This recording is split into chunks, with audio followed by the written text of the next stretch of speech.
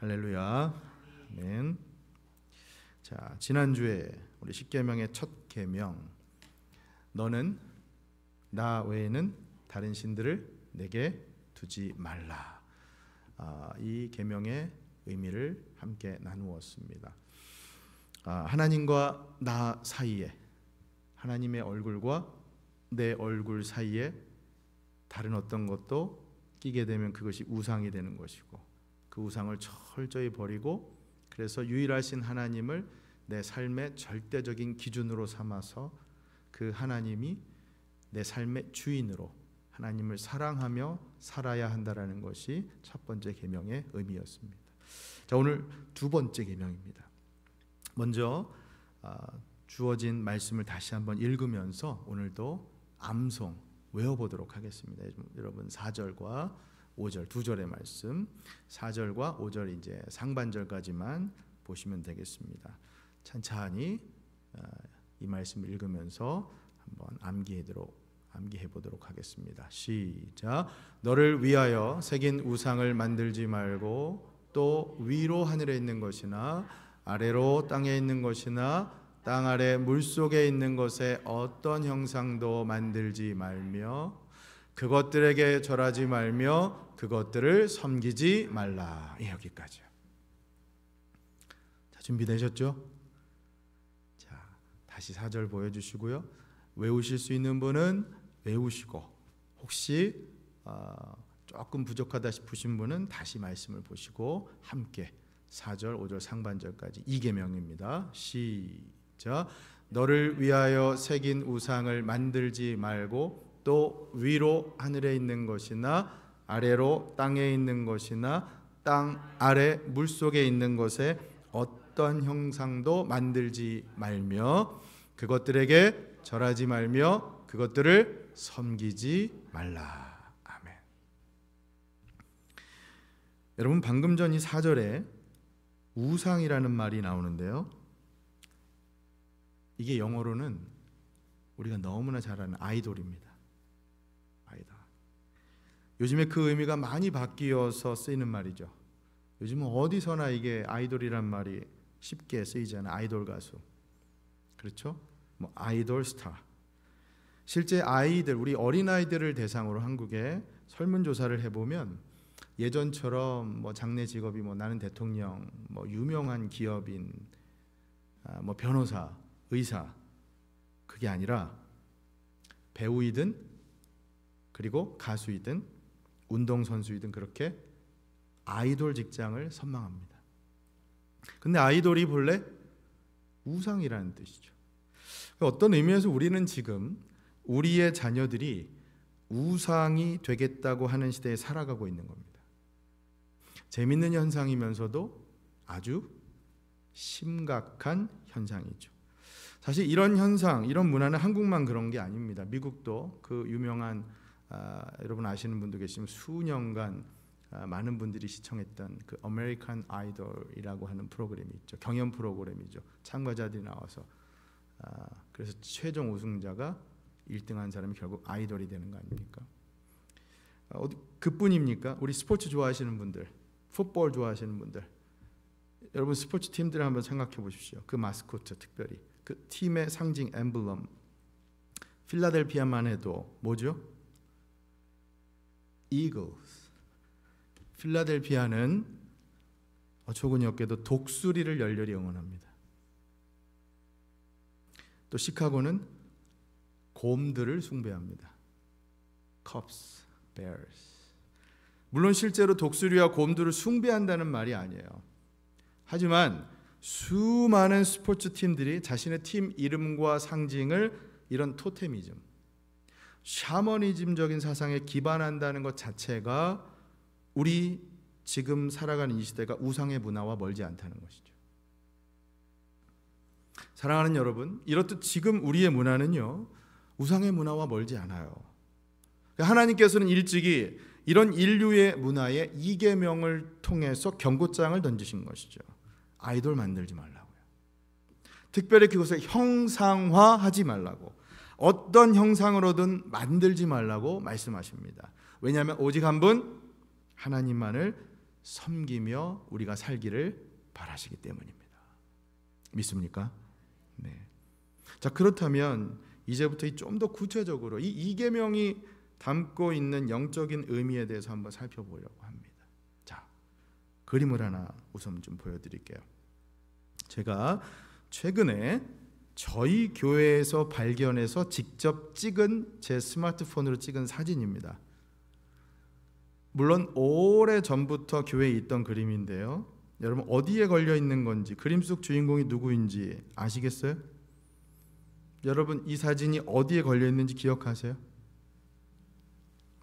자, 힌트는 지하, 친교실, 서편과 동편, 중간, 라비입니다. 나중에 한번 확인해 보세요.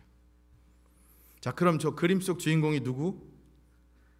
어떻게 아세요? 예수님 보신 적도 없는데. 여러분 실은 이 그림은 워너 솔맨이라는 화가가 그린 그림이에요. 아주 오래전. 근데 이 그림이 전 세계적으로 엄청난 히트를 쳤죠. 웬만한 곳에서는 흔히 볼 수 있는 그림이잖아요, 지금. 그럼 여러분 진지하게 한번 고민해 볼까요? 우린 지금 10계명 중에 두 번째 계명을 위반하고 있는 거 아닐까요? 왜냐하면 하나님께서는 분명 이 땅에 그 어떤 존재의 형상으로든 형태로든 형체로든 하나님을 우상화, 형상화하지 말라고 했기 때문입니다. 여러분 그거 아세요?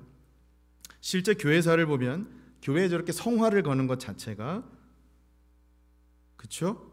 우상을 금하라는 이 계명이 위반된다고 해서 이거 갖고 교회들 간에 분쟁이 있었어요.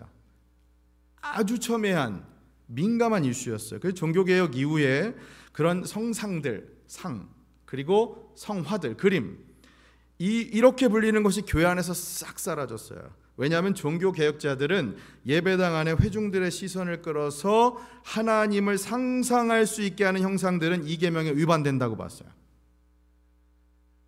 개신교회 그래서 예배당은요 아주 심플해요. 반면 어떤 교회를 가보면 교회 곳곳에 성상들과 성화들이 이렇게 아주 많이 걸려 있는 데가 있죠. 특히 우리 캐톨릭 처치 같은 데 가면 그 앞에 상도 있고, 그렇죠? 특별히 마리아 상 많이 보셨을 거예요. 그 여러분 우상이 뭘까요? 새긴 우상 궁금합니다. 성경이 말씀하는 이 우상, 여기 이 계명이 말씀하는 우상은 어떤 의미일까요? 첫 번째 포인트입니다. 자, 이 우상과 형상 이 두 가지를 비교해서 그 의미를 한번 찾아보겠습니다. 사실 우상을 만들지 말라는 명령은 지난 1계명을 할 때 여러분에게도 함께 나누었어요. 너는 나 외에는 다른 신들을 내게 두지 말라. 그 우상 만들지 말라라는 거, 우상을 금하는 명령이에요. 근데 1계명과 2계명에는 차이가 있어요. 어떤 차이냐? 자, 4절을 다시 한번 보세요. 4절 말씀. 4절 말씀 보시면 이렇게 돼 있죠. 너를 위하여 새긴 우상이, 그냥 우상이 아니라, 그렇죠? 자, 같이 한번 읽어볼까요? 처음부터 시작. 너를 위하여 새긴 우상을 만들지 말고 또 위로 하늘에 있는 것이나 아래로 땅에 있는 것이나 땅 아래 물속에 있는 것에 어떤 형상도 만들지 말라.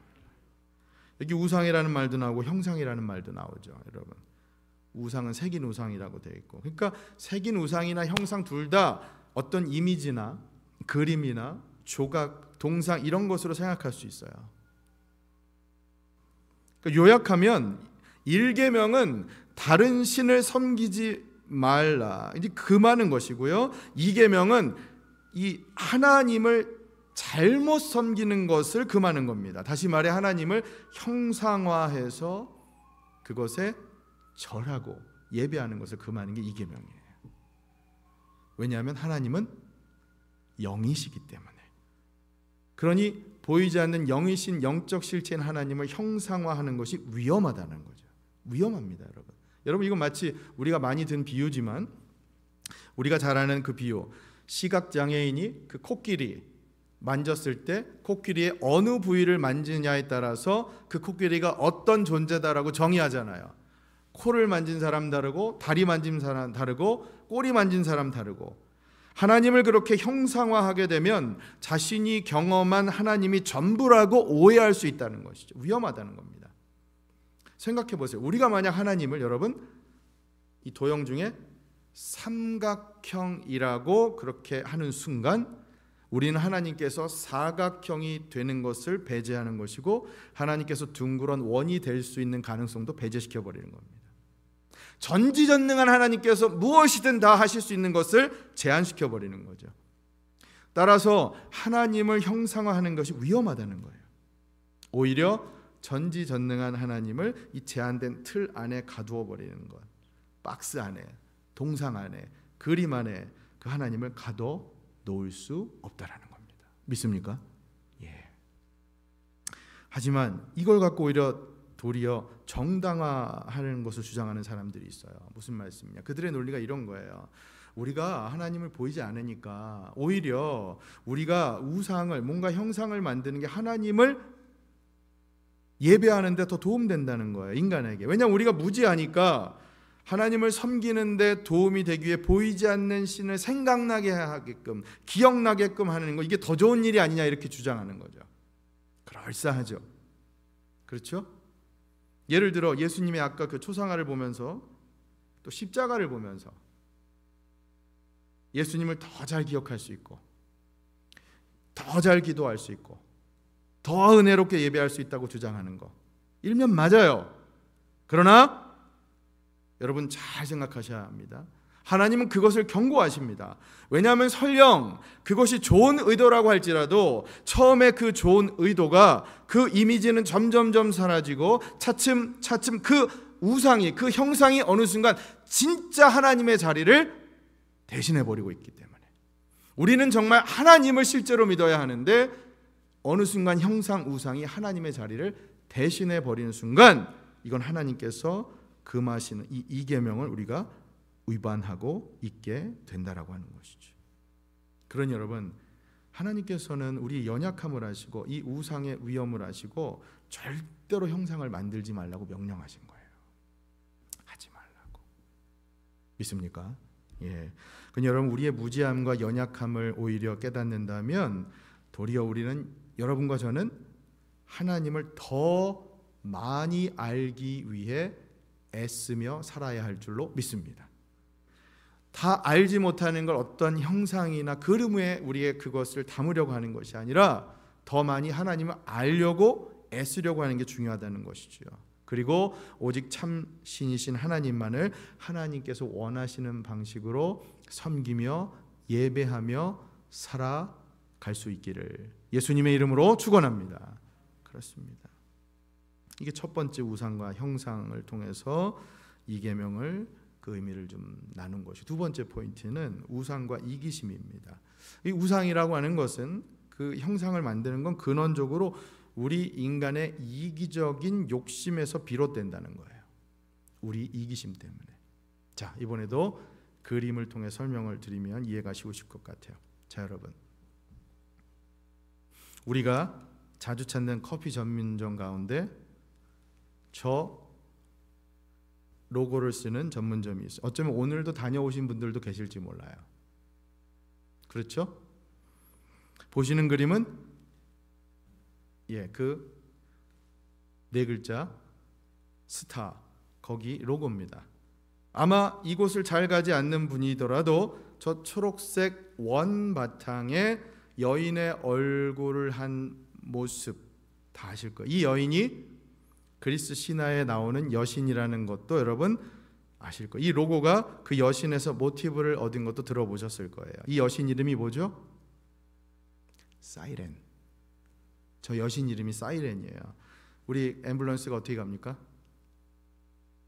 예, 방금 전에도 지나갔죠? 저희 예배 중에 시끄럽게 비보 비보 엥 비보 뭐 이런 식으로 울리잖아요. 그게 사이렌이잖아요, 여러분. 여러분, 사이렌은 본래 이 인어의 모습을 한 그리스 신화의 바다 요정이었어요. 노래를 얼마나 잘했든지요, 아름답게. 선원들이 그 노래를 듣고서는 듣다가 가판에서 나와서 바다에 뛰어들어서 다 죽었다고 하는 거예요. 그 사이렌이에요. 그래서 그 노래로 사람을 홀렸던 이 사이렌처럼 저 커피 전문점도 커피로 사람들을 매료시키겠다라고 하는 그런 뜻으로 시작했다는 그런 설이 있는 거죠. 여러분, 이처럼 신적 존재를 형상화하는 것, 그거 자체가 바로 우상이라는 거예요. 우상은 이렇듯 우리를 매혹시키고 유혹하는 게 우상이에요. 왜냐하면 우상이라고 하는 그 존재 자체가 우리 인생의 문제를 해결해 줄 수 있다고 우리가 인간의 이기심에 의해서 만들어 온 것 자체가 우상이거든요. 사람이 만든 뭔가를 만들어 놓고 거기에 빌면 내가 비는 것을 들어주고 나에게 행복을 줄 수 있다라고 하는 그 자체가 바로 우상이거든요. 그러니 여러분, 정리하면 우상이라고 하는 이 개념은 근본적으로 나라는 존재의 이기심을 위해서, 그 이기적인 욕망을 충족하기 위해 내 스스로 만든 게 우상이라는 겁니다. 그러다 보니 여기 미신적인 요소가 엄청 많죠. 기복적인 요소가 너무너무 많아요. 아까 여러분 4절 말씀 다시 보면 4절에 제일 처음에 뭐라고 되어 있습니까? 제일 첫 구절이 하나님께서 뭐라고 말씀하세요? 너를 위하여라고 말하잖아요. 이렇게 콕 집어서 얘기하는 거예요. 너를 위해 새긴 우상을 만들지 말라. 왜? 우상은 근원적으로 나로 비롯되는 거거든요. 나의 이기심을 위해서 만들어지는 게 우상의, 그게 바로 이 4절 첫 번째 구절에서부터 우리가 깨닫게 되는 것이죠. 그래서 여러분 골로새서 3장 5절 말씀 잘 알잖아요. 우리에게 리마인드 해주잖아요. 골로새서 3장 5절 말씀 뭐라고 되어 있습니까? 탐심이 곧 뭐다? 우상 숭배다라고 얘기하잖아요. 인간의 탐심, 인간의 욕망 자체가 곧 우상 숭배라고 골로새서 3장 5절은 말씀하고 있습니다. 자, 그런 의미에서 이번에도 그림 하나 더 보여드릴게요. 오늘은 여러분 피곤하실 것 같아서 제가 그림을 좀 많이 준비했습니다. 보세요. 여러분 혹시 하버드 대학을 방문해 보신 적 있으십니까? 하버드 대학을 가면 저 그림 존 하버드의 동상이에요. 저 동상이 대학교 야든에 이렇게 서 있습니다. 조각가 이 데니얼 체스터 프렌치라고 하는 분이 1884년 만든 작품인데, 저 하버드 대학교에 이분이 죽기 전에 자신의 재산 그걸 다 기증한 걸 기념하는 이제 동상을 만든 거예요. 자, 그런데 누가 만든 설인지 저 동상 발끝을 만지면 하버드 대학에 들어간다는, 입학한다는 말이 있어서 관광객들이 그 발끝을 만지기 시작을 하죠. 우리 자녀들하고 같이 거기 하버드 대학을 방문한 부모님들이 다 애들 보고 가서 얼른 가서 저 발끝을 만지라고 부추기죠. 근데 여러분 자세히 보세요. 저 발끝이 지금 색깔이 어때요? 예, 동상의 발끝이요 달아 있는 거예요. 다른 데와 달리 노랗게 반짝반짝 빛나 있는 거예요. 너무너무 많이 만져서. 여러분 죄송합니다. 이게 우상입니다. 인간의 이기적인 탐심, 그게 우상을 만드는 거예요. 여러분, 저는 저 동상 자체를 얘기하는 게 아니에요. 우리의 이 이기적인 탐심, 이 동상이든 사상이든 개념이든 그게 우상의 존재를 만든다는 거예요. 거기에 빌면 내가 뭔가 복을 얻고 내가 뭔가 잘 될 것 같은 그 기복적이고 미신적인 사상을 듬뿍 넣어서 형상을 만드는 거, 그 반짝반짝 빛나는 저 하버드 동상의 발끝, 그게 곧 우상이라는 겁니다. 그러니 여러분, 우상은 기본적으로 나의 욕심, 나의 욕망으로부터 시작되는 거예요. 하다못해 나무 앞에 빌어도요, 나무로 뭔가 형상을 만들어서 그것에 빌어도 그게 우상이 되는 이유는 결국 다 내 욕심 때문에 시작된 거잖아요. 그렇죠? 그러니 여러분 다시 한번요, 부디 여러분과 저는 성령의 권능으로 우리 욕심, 그 탐심을 다 눌러버리고 오직 참신이신 하나님만을 어떤 우상으로도 가두지 말고 그 하나님만을 섬기며 살아갈 수 있기를 예수님의 이름으로 축원합니다. 아멘. 자, 이제 세 번째 포인트입니다. 그렇다면 어떤 형상을 만들지 말라는 건가? 이 우상과 형상의 종류는 무엇인가? 자, 결론부터 얘기하면 아까 여러분 말씀에서도 보셨지만 이 땅의 그 어떤 형상으로도 다 안 되는 거예요. 왜냐하면 하늘에 있는 것이나 아래 땅에 있는 것이나 땅 아래 물속에 있는 것이나, 이 얘기는 이 땅의 어떤 존재든 그냥 쉽게 말하면 하지 말라는 거예요. 뭔가를 만들지 말라는 거예요. 그냥 아예 생각하지도 말라는 거예요. 한국에서는 제가 단번에 생각나는 우상이 뭔가 했더니, 그래서 우리 일제시대 많은 순교자가 생겨난 이유 중에 하나가 뭡니까? 뭘 일본 사람들이 신사참배를 강요했잖아요. 그렇죠? 신사를 만들고 절하게 했잖아요. 그게 우상이죠. 지금 북녘 땅에도 북한 주민들은 김일성 상을 만들어서 그 앞에 절하게 하잖아요. 여러분, 이게 우상이죠. 뭐예요? 그죠? 들어보셨겠지만 칼빈이라고 하는 이 종교 개혁자는 뭐라고 얘기를 했냐면, 일찍이 인간의 마음이 곧 우상이란 얘기를 했어요. 인간의 마음이. 왜? 우상 공장이라고. 우리 안에 우상 천지라는 거예요. 우리 사람은요, 온갖 종류의 이 우상이 이 안에 가득하다는 거. 다른 어떤 것보다 우상 만드는데 아주 천부적인 재질을 갖고 있다는 거예요. 사람은. 그런 얘기를 한 거예요. 자, 우상의 종류는 그래서 너무나 많아요. 출애굽 당시에 그 애굽에서 사람들이 그 신 믿었던 게 그 10가지 재앙에 다 담겨 있잖아요. 무슨 개구리 신, 파리 신, 다 온갖 잡신.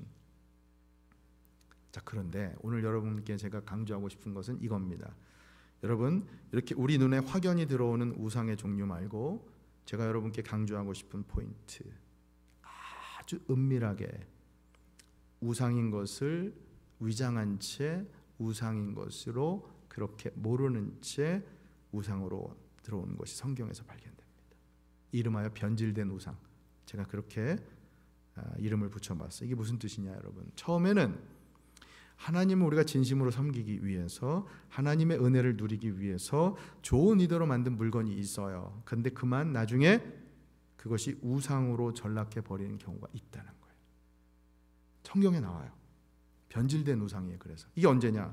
여러분, 민수기를 보면 우리 광야학교 설교 시리즈 기억하실 거예요. 이스라엘 백성들이 광야에서 하나님께 죄를 범해서 그 불뱀이 나타나서 백성들을 다 물어서 죽이는 그 사건이 나옵니다. 기억하시죠? 민수기 21장 가면 나오는데, 그때 모세가 중보기도에서 어떤 치유 방법을 얻습니까? 하나님한테 얻은 것이 맞습니다. 장대에 놋뱀을 만들어서 달면 그 놋뱀을 바라보는 백성들마다 다 아무리 불뱀에 물려도 고통을 당하지 않고 살아나도록 하는, 그게 바로 민수기에 나오잖아요. 그 예수님께서도 복음서에서 이것이 바로 자신이 하실 일이다라고 그렇게 강조하시잖아요. 무슨 말이냐? 인자도 들려야 할 일이 있다. 그게 바로 십자가에서 자신이 못 박히실 일을 미리 말씀하시는 거예요. 요한복음 3장에 가면 그 말씀이 나와요. 한번 확인해 볼까요? 요한복음 3장 14절 15절 같이 읽겠습니다. 시작. 모세가 광야에서 뱀을 든 것 같이 인자도 들려야 하리니 이는 그를 믿는 자마다 영생을 얻게 하려 하심이니라. 아멘. 우리가 너무나 잘 아는 말씀이잖아요. 여러분, 이 말씀은 예수님께서 장차 십자가를 지셔서 예수님을 바라보는 자마다, 아니 믿는 자마다 영생을 얻게 하실 것이다 라고 하는 이 복음의 말씀이에요. 복음의 정수가 그러니까 구약시대 이 불뱀과 놋뱀 그 사건을 통해서 발견된다는 거죠. 자, 그런데 여기까지는 좋아요. 복음의 본질이 이 안에 담긴 사건인데, 그런데 어처구니 없게도 광야의 시간이 한참 지난 후에, 오랜 세월이 흐른 후에 이 놋뱀이요, 이스라엘의 역사 속에서 다시 나타나요. 변질된 모습으로. 열왕기 하하 말씀 가보면 그 유명한 히스기야 왕이 이때 이 변질된 놋뱀을 다 깨부수는 일이 나옵니다. 자, 한번 저 말씀을 읽어보죠. 18장 4절 시작. 그가 여러 산당들을 제거하며 주상을 깨뜨리며 아세라 목상을 찍으며 모세가 만들었던 놋뱀을 이스라엘 자손이 이때까지 향하여 분향함으로 그것을 부수고 느우수단이라 일컬었더라. 아멘. 여러분, 이게 무슨 말씀이냐면, 놋뱀이 처음에는 광야에서는 그 뱀을 보는 자마다 구원을 얻는 것처럼 그렇게 하나님께서 은혜를 주셨지만, 이 당시 히스기야 때는 어처구니 없게도 놋뱀이 우상이 되어버린 거예요. 광야에 그 놋뱀을 다시 만들어서 그것을 숭배하고 있었던 것을 히스기야 왕이 발견하고는 그걸 다 깨부순 거예요. 여러분, 이게 바로 변질된 우상이에요. 조심하셔야 돼요. 놋뱀도 우상이 될 수 있습니다.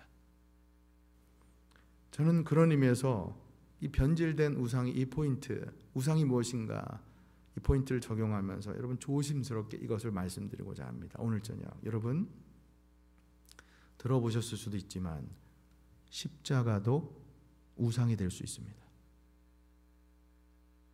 목사님 어떻게 십자가가 어떻게 우상이 됩니까? 그건 아니죠. 물론 아닙니다. 십자가는 예수님께서 우리의 죄를 대속하시고 우리에게 천국과 영생을 약속하시기 위해 짊어지신 거룩하고 존귀하신 죽음의 상징, 은혜의 결정체입니다. 믿습니까? 예. 하지만 여러분, 십자가를 마치 부적처럼, 우리가 왜 십자가를 붙들고 기도하는 그 참 의미를 망각한 채 말이에요. 십자가를 마치 이 부적처럼요, 그걸 붙잡고 미신처럼, 때로 십자가마저도 예수님을 믿는 게 아니라 십자가마저 부적처럼 믿어버릴 때요, 그 십자가도 우상의 존재로 전락해버릴 수 있다는 거예요. 여러분, 만약 우리가 십자가를 그렇게 존귀하게 여기는 그 이유가 십자가가 상징하는 예수님의 거룩하신 일과 예수님 그분을 믿는 일임에도 불구하고, 만약 그러지 않고 그 나무로 만든 그저 십자가, 그것이 마치 무슨 부적처럼 강력한 힘을 발휘하는 것처럼 그렇게 신봉한다면 이게 커다란 착각이 될 수 있다는 거예요. 우상처럼 돼버릴 수 있다는 거예요. 이게 바로 이름하여 기독교 미신입니다. 기독교 같지만 미신이라는 거예요.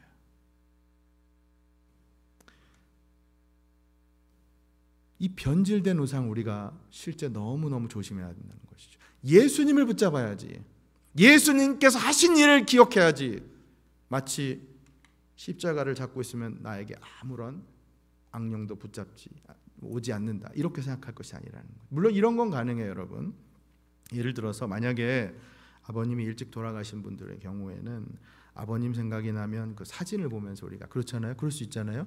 사진을 보면서 아버님을 그리워할 수 있습니다. 당연한 거 아닙니까? 그렇잖아요, 사진 보면서. 그런데 만약에 아버님이 버젓이 살아계신데, 그런데 아버님 사진을 벽에다가 걸어놓고 집에 나갈 때나 들어올 때나 저기 실제 살아계신 아버님을 가서 인사하는 게 아니라 사진 속의 아버님이 진짜인 양 그 아버님께 인사하고 얘기하고 그런다면 이거 뭔가 이상한 거 아닙니까? 그렇죠? 마찬가지예요. 우리 하나님 살아계신데, 살아계신 하나님, 그분에게 직접 기도하고 그분을 직접 섬기고 예배하고 그분과 대화해야 하는데, 그 무소부재하신 전능하신 하나님을 이 십자가에 가둬둔다고 여러분 생각해 보세요. 그럴 때는 우상이 될 수도 있다는 것이죠. 여러분, 비단 십자가만이 아니에요. 이 성경책의 경우도요, 잘 생각해 보세요. 만약에 우리가 많이 들은 예화지만 전쟁 중에 군인이 총포, 그 엄청난 위험 순간에 이 포켓 성경을 마치 이 지니고 전쟁터에 나가면 총알이 비켜간다고 여겨서 그렇게 마치 부적처럼 갖고 나가는 거. 우리 우스갯소리지만 성경책을 베고 자면 더 기분이 은혜로워진다, 성경책 베고 잔다는 거. 그렇게 미신적으로 신봉하면 여러분, 성경책도 결국 우상으로 전락시켜 버리는 거예요, 우리가요. 그렇지 않습니까? 그뿐만 아니라 여러분, 대개 성경 구절이 적혀 있는 액자 다 있으실 거 아니에요. 그 성경 구절 자체가 진짜 우리에게 주신 하나님의 능력의 말씀이어야 하는데, 마치 그 액자가 무슨 영적인 기운이라도 힘을 발휘한다든지 생각을 하는 거. 교회 건물을 성전이라고 여겨서, 성전은 바로 우리인데, 하나님께서 머무시는 곳인데 교회 건물이 성전이라고 생각해서 성전에 가야만 내가 복을 얻는다고 생각하는 이 모든 생각들. 그러니까 우리가 살면서 실제적으로 우리는 이 이계명을 지키거나 지키지 않거나 하는 일들이 너무나 우리 삶 속에서는 많이 일어날 수가 있다는 것이죠. 굉장히 실제적인 말씀이 바로 이계명의 말씀입니다. 그러니 여러분 오늘 하루 어떻게 사셨는지 모르지만, 우리의 삶이 어떤지 모르지만, 다시 한번 이 계명의 말씀을 우리가 다시 한번 곰곰이 묵상하고 하나님께서 말씀하신 것처럼 너를 위하여 새긴 우상을 만들지 말라. 우리 전능하신 하나님을 그런 어떤 형상화하는 모든 우리의 습관과 삶의 생각들과 패턴들을 이제는 다 내려놓고 진정 그 하나님을, 영적 실체이신 하나님만을 섬기며 그분을 앞에 나아가 기도하고 또 그분을 예배하며 살아가는 여러분과 제가 될 수 있기를 진심으로 축원합니다. 아멘. 자, 그런 의미에서 이제 마지막 네 번째 포인트예요. 우상을 만드는 결과가 어떻게 됐느냐? 우상을 만들면 5절과 6절을 보시면요, 여러분 만약 이 계명을 위반한다면 그 결과가 어떻게 되냐면, 우리 하나님, 거기 보시면 5절 말씀에 뭐라고 되어 있습니까? 어떤 하나님으로 되어 있죠? 5절에 한번 보세요. 우리 하나님가 어떤 하나님으로 되어 있습니까? 맞습니다. 질투하는 하나님이시라고 되어 있어요. 질투하세요. 우상을 만들어서 하나님이 아닌 우상을 섬길 때, 다시 말해 하나님을 사랑하지 않고 계명을 지키지 않을 때 하나님은 질투하신다는 거예요. 사랑, 나에게 사랑을 쏟아야지 다른 걸 사랑한다고 여길 때, 그럴 때 어떻게 됩니까? 그 결과는 잘 보세요 여러분. 아버지로부터 아들에게로 3, 4대까지 그 죄가, 여러분 이게 흔히 얘기하는 가계로부터의 저주라고 하는 그것으로 말씀을 이해를 하죠. 자, 근데 여러분 이 말씀 오해하시면 안 돼요. 내 대의 죄가 내 후손들에게 미친다고 생각하지 마세요. 왜냐하면 하나님께서 자기 대의 죄가 자기 대에 벌을 주시는 것을 끝낸다고 성경은 말씀하시거든요. 그럼 저 3, 4대는 뭐냐? 왜 3, 4대라고 표현했냐? 여러분 당대에 대가족 중심, 오늘날과 같은 가족이 아니라 대가족 제도였잖아요. 그러니까 한 가정에 적어도 3대 4대가 같이 살았어요. 그러니까 아버지가 만약에 분명 죄를 져서 저주를 받으면 그 영향은 그 가정 전체에 고스란히 임하게 되죠. 그러니 성경은 여러분 그 가계로부터의 저주가 그 너희 자녀까지, 네가 잘못하면 그래서 네 아들이 암이 걸리는 거야, 네가 잘못해서 네 딸이 병에 걸린 거야, 절대 그렇지 않습니다. 성경은 그렇게 말씀하지 않아요. 가계로부터 저주가 간다는 건 성경 말씀하지 않아요. 여러분 우리가 지금 새벽에 계속해서 예레미야 말씀을 묵상하고 있는데, 이제 금요일날 묵상할 말씀인데 31장에 가보면 29절 30절에 어떤 말씀이 있냐면, 이스라엘에 이 속담이 하나가 있어요. 뭐냐면 아버지가 신포도를 먹었으므로 아들들의 이가 시다 라는 속담이 있어요. 이게 무슨 말이냐면 아버지가 신포도를 먹었으므로 아들들의 이가 시다. 여러분 아버지가 신포도를 먹었으면 누구 이가 쉬어야 합니까? 아버지 이가 쉬어야지 왜 아들들의 이가 쉬어요? 이 속담은 공동체 책임, 가정 모두의 책임이라고 하는 그런 속담인데, 하나님께서는 아니다, 이스라엘은 분명 너희들은 잘못해서 바벨론에 멸망하고 심판을 받지만, 예레미야서 그 말씀이에요. 그러나 이 아버지 신포도를 먹는 자마다 아들들의 이가 아니라 당사자 너의 이가, 그 아버지의 이가 쉬게 될 것이라고 하나님 약속하세요. 이 잘못한 것은 내 대에 끝나는 것이지 내 후손까지 넘어가지 않는다고 약속하시는 거예요. 성경은 그렇게 말씀합니다.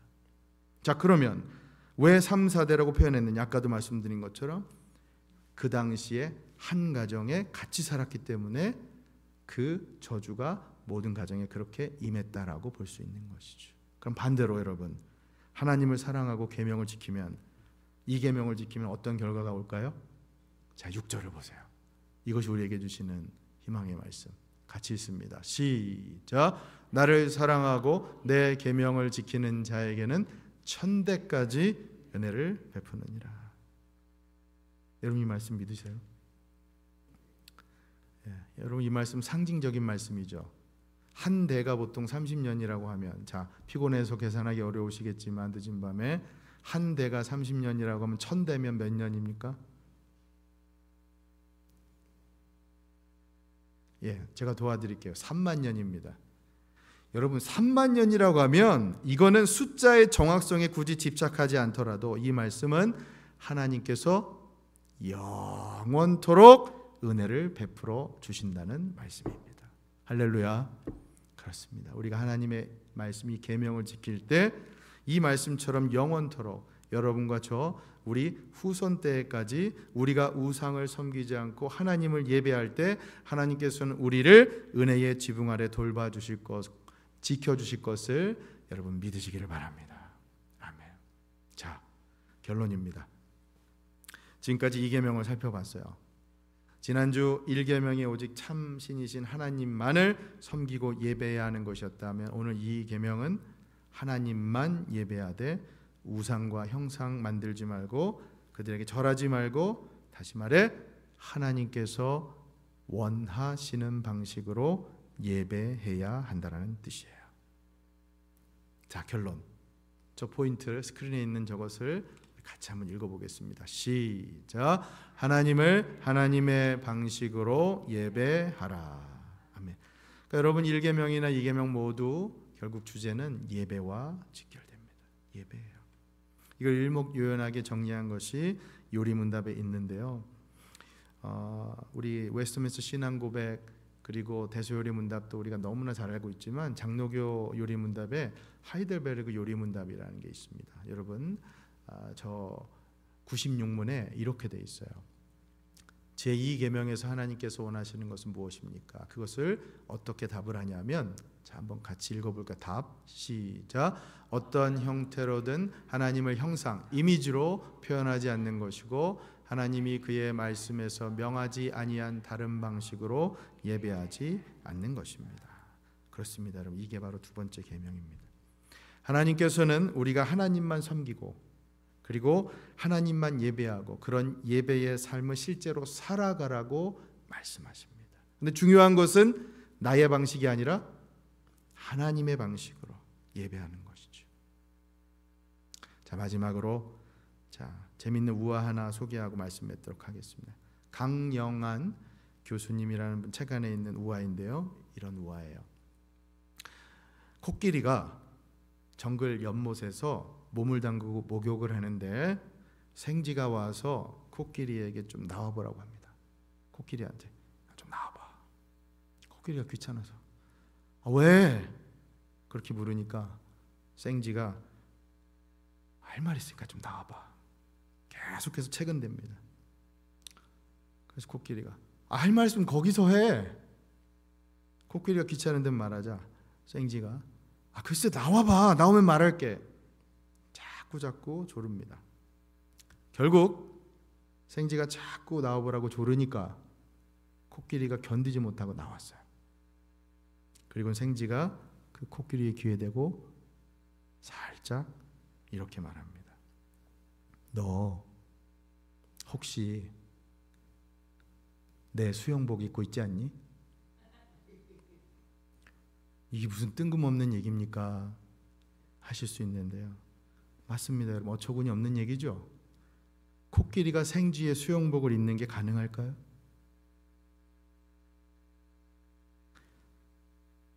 근데 여러분, 그런데도 우린 이 우화 속에 생쥐처럼 굴 때가 있다는 거예요. 여러분, 어쩌면 우리가 하나님을 이해하는 게 여기 코끼리가 쥐의 수영복을 입는 것, 그게 더 쉬울 수도 있어요. 우리가 하나님을 이해하는 게 이 코끼리가 쥐의 수영복을 입는 거, 그게 더 쉽다는 거예요. 우리가 하나님을 이해하는 게 더 어렵다는 거죠.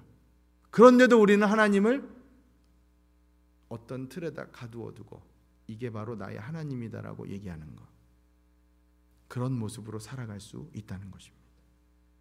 그러니 여러분, 나의 방식이 아니라 하나님의 방식입니다. 나의 말씀이 아니라 하나님의 말씀대로입니다. 하나님을 예배해도 내 방식이 아니라 하나님의 방식입니다. 그러니 여러분, 결론입니다. 이 계명의 결론은 예배입니다. 우리가 어떻게 예배해야 하느냐? 여러분, 하나님이 누구십니까? 요한복음 4장 24절 말씀하잖아요. 하나님 누구십니까? 하나님은 영이시니 예배하는 자가 어떻게 해요? 영과 진리로 예배할지니라. 이게 바로 하나님의 방식입니다, 여러분. 영이신 하나님을 물질적인 형상으로 드러내려는 모든 시도는 다 무의미한 것이죠. 하지만 우리에게 주신 완벽한 형상이 있으시잖아요. 우리에게 주신 완벽한 하나님의 형상 누구십니까? 예수님. 보이지 않는 그 하나님의 완벽한 형상, 바로 예수 그리스도이십니다. 골로새서 1장 15절 말씀이에요. 그러니 여러분, 다른 것 쫓지 말고 우리에게 주신 이 완벽한 형상이요, 예수님을 더 닮아가는 예배자의 삶, 예수님의 십자가 죽음을 통해서 우리에게 가장 먼저 회복해 주신 것이 여러분 단언컨대 예배입니다. 예수님께서 십자가의 죽으심을 통해 우리에게 가장 먼저 회복해 주신 것이, 사랑하는 여러분, 단언컨대 예배임을 잊지 마시고 부디 오늘 이 말씀처럼 영과 진리로 드리는 예배, 영적 실체이신 하나님께 이 십계명을 묵상하는 이 기간 동안 우리가 그렇게 하나님께서 원하시는 방식으로 예배 드릴 수 있는 그런 우리 임마누엘의 예배가 될 수 있기를, 그런 여러분들의 삶의 예배가 되실 수 있기를 예수님의 이름으로 간절히 축원합니다. 아멘. 우리 함께 찬양하겠습니다.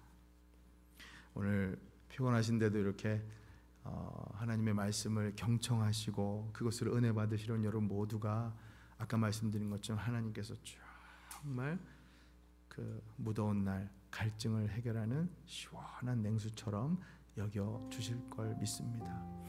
여러분, 오늘 말씀 기억하면서 우리 함께 기도했으면 좋겠는데요, 그 전에 우리가 이 찬양을 같이 한번 하죠.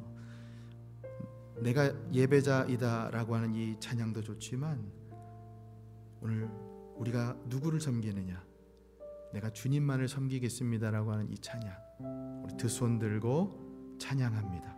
우리 다시 오실 왕, 바로 우리 주님, 완벽한 형상이신 우리 주님 더 닮길 원합니다. 주님께서 우리에게 일깨워 주시는 그 말씀대로 살길 원합니다. 주님께서 우리에게 보여주신, 말씀하신 그대로 우리가 예배의 삶 살아가길 원합니다. 오늘 그런 고백을 마음속에 품고 이 찬양 함께 올려드리면 좋겠습니다. 두 손 들고 찬양